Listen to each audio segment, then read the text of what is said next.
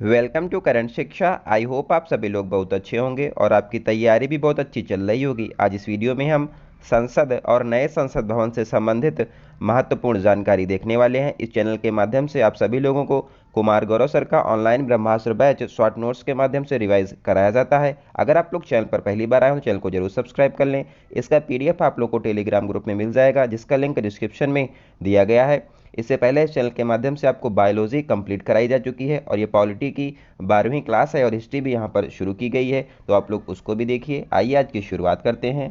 संसद यानी कि पार्लियामेंट आर्टिकल 79 में दिया गया है। यहाँ पर याद करने की टिक है सरला, यहाँ पर सा से संसद और ये 79 में है। राज्यसभा और ये आर्टिकल 80 में दिया गया है। ला से लोकसभा और ये आर्टिकल 81 में दिया गया है। संसद के 3 अंग होते हैं, राज्यसभा, लोकसभा और राष्ट्रपति। संसद के 2 हाउस होते हैं, राज्यसभा और लोकसभा। अब हम देख लेते हैं राज्यसभा के बारे में। राज्यसभा आर्टिकल 80 में दिया गया है और इसको काउंसिल ऑफ स्टेट कहा जाता है। राज्यसभा को अपर हाउस यानी कि उच्च सदन भी कहते हैं। राज्यसभा में अधिकतम संख्या 250 सदस्यों की होती है। वर्तमान में राज्यसभा में 245 सदस्य हैं, जिसमें 233 निर्वाचित सदस्य हैं और 12 मनोनीत सदस्य हैं। जो 12 मनोनीत सदस्य होते हैं इनको राष्ट्रपति के द्वारा मनोनीत किया जाता है और ये सदस्य कला, विज्ञान, समाज सेवा और साहित्य क्षेत्र से आते हैं। राज्यसभा के जो यहाँ पर सदस्य हैं इनका निर्वाचन अप्रत्यक्ष निर्वाचन होता है और ये इनडायरेक्ट इलेक्शन इनका होता है। जनता MLA को चुनती है और MLA जो होते हैं यानी कि विधायक राज्यसभा के मेंबर्स को चुनते हैं। इनका निर्वाचन खुला मतदान होता है। राष्ट्रपति और उपराष्ट्रपति का चुनाव में जो मतदान होता है ये गुप्त मतदान के द्वारा यहाँ पर मतदान किया जाता है। राज्यसभा MP बनने के लिए न्यूनतम आयु 30 वर्ष है। राष्ट्रपति, उपराष्ट्रपति, राज्यपाल बनने के लिए 35 वर्ष न्यूनतम आयु है। लोकसभा का सदस्य बनने के लिए 25 वर्ष न्यूनतम आयु है। राज्यसभा के लिए 30 वर्ष, MLA यानी कि विधायक बनने के लिए 25 वर्ष न्यूनतम आयु है और यहाँ पर वोट डालने की उम्र 18 वर्ष है।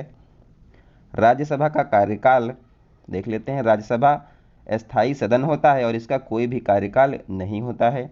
राज्यसभा के सदस्यों का यहाँ पर कार्यकाल होता है और ये 6 वर्ष होता है और हर 2 वर्ष में 1/3 मेंबर यहाँ पर रिटायर होते हैं। राज्यसभा की बात करें तो यहाँ पर सर्वाधिक सीटें भारत में राज्यसभा की उत्तर प्रदेश में 31 सीटें हैं। उत्तर प्रदेश में सबसे ज़्यादा जनसंख्या है और इसी के आधार पर उत्तर प्रदेश में लोकसभा, राज्यसभा, विधानसभा और विधान परिषद की सबसे ज़्यादा सीटें हैं। उत्तर प्रदेश में लोकसभा की 80 सीटें, राज्यसभा की 31 सीटें हैं और विधानसभा की 403 सीटें हैं। विधान परिषद की 100 सीटें हैं और ये पूरे भारत में सर्वाधिक है। राज्यसभा अध्यक्ष,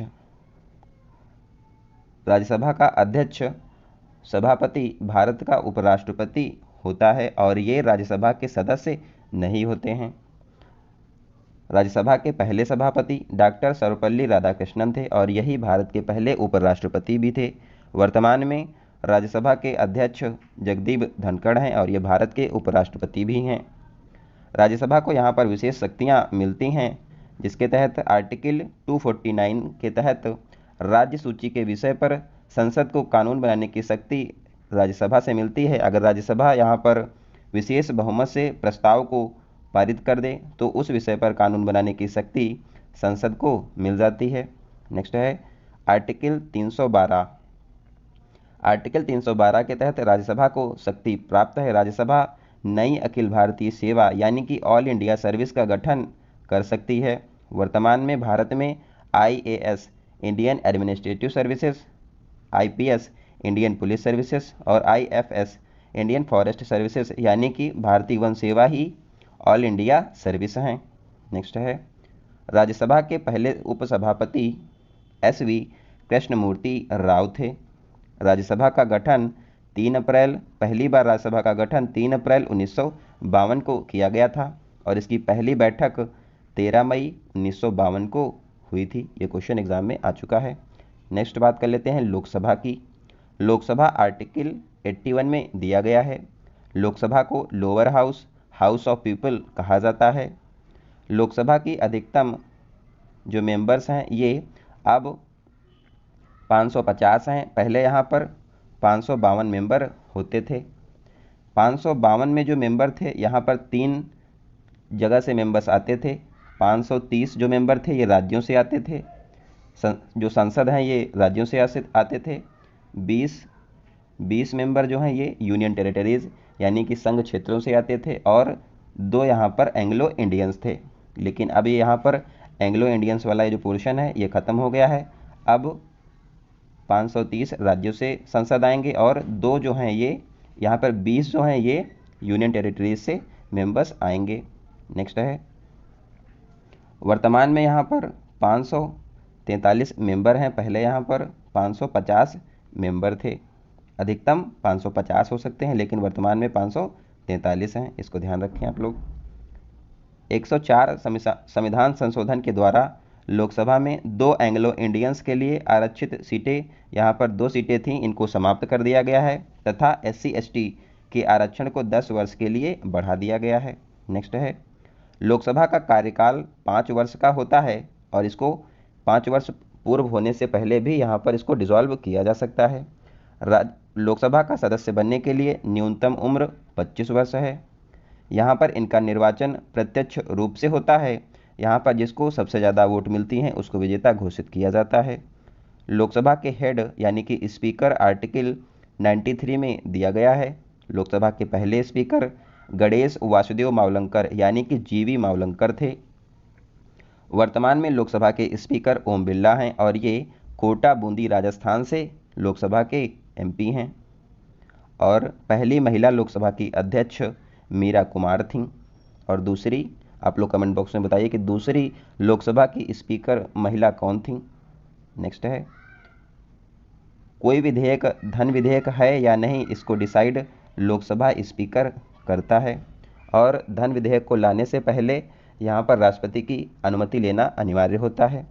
अगर यहाँ पर धन विधेयक को राज्यसभा में भेजा जाता है और अगर 14 दिन के अंदर राज्यसभा लोकसभा को वापस नहीं करती है तो स्वतः इसको पारित समझ लिया जाता है। संयुक्त बैठक यहाँ पर जब होती है तो स्पीकर ही इसकी अध्यक्षता करता है। ज्वाइंट सिटिंग बुलाने का अधिकार राष्ट्रपति के पास होता है और इसकी अध्यक्षता स्पीकर करता है लोकसभा का। आर्टिकल 330 के तहत लोकसभा में SC/ST की सीटें आवंटित की गई हैं। आर्टिकल 331 के तहत लोकसभा में 2 एंग्लो इंडियंस की सीटें आरक्षित थीं, लेकिन अब इनको समाप्त कर दिया गया है। आर्टिकल 332 के तहत विधानसभा में SC और ST यानी कि शेड्यूल्ड कास्ट और शेड्यूल्ड ट्राइब्स की सीटें दी गई हैं। आर्टिकल 333 के तहत विधानसभा में 1 एंग्लो इंडियंस की सीट थी, अब इसको समाप्त कर दिया गया है। अविश्वास प्रस्ताव को केवल लोकसभा में लाया जा सकता है जिसके लिए 50 सदस्यों का समर्थन जरूरी होता है। लोकसभा का गठन 17 अप्रैल 1952 को किया गया था। लोकसभा की पहली बैठक 13 मई 1952 को हुई थी और राज्यसभा और लोकसभा दोनों की बैठक यहाँ पर 13 मई 1952 को हुई थी। लोकसभा के पहले उपाध्यक्ष अनंत श्यानयम अयंगर थे। वर्तमान में 17वीं लोकसभा चल रही है। नेक्स्ट है, नए संसद भवन की यहाँ पर जानकारी थोड़ी सी देख लेते हैं क्योंकि एग्जाम में यहाँ से क्वेश्चन आने की प्रबल संभावना है। नए संसद भवन का शुभारंभ 28 मई 2023 को वीर सावरकर की जयंती पर प्रधानमंत्री नरेंद्र मोदी जी के द्वारा किया गया था। नए संसद भवन का आकार त्रिभुजाकार है। पहले इसका जो आकार था ये गोलाकार था। लोकसभा की क्षमता यहाँ पर नए संसद भवन में 888 सदस्यों की है। राज्यसभा में 384 और कुल 1272 लोगों के बैठने की यहाँ पर व्यवस्था की गई है। लोकसभा का जो आकार है ये हमारे राष्ट्रीय पक्षी मोर से प्रेरित है। मोर का वैज्ञानिक नाम पावो क्रिस्टोपस है। राज्यसभा यहाँ पर कमल की थीम पर बेस्ड है।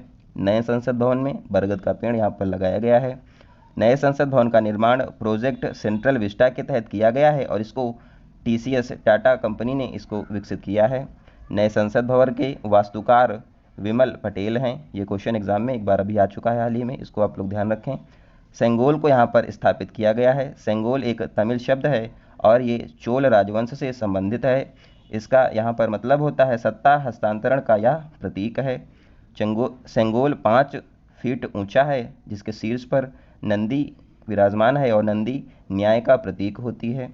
नए संसद भवन का शिलान्यास 10 दिसंबर 2020 को पीएम मोदी के द्वारा ही किया गया था। जो पुरानी संसद भवन है इसको 1927 में इरविन वाइसराय के समय पर बनाया गया था और इसके वास्तुकार लुटियंस थे। आई होप आप लोगों को वीडियो अच्छी लगी होगी। अगर आप लोगों का कोई सुझाव हो तो आप लोग कमेंट बॉक्स में ज़रूर बताइए। इसके पीडीएफ के लिए आप लोग टेलीग्राम को ज्वाइन कर लें। मिलते हैं अगली वीडियो में, तब तक आप लोग अपना ध्यान रखिए। धन्यवाद। जय हिंद।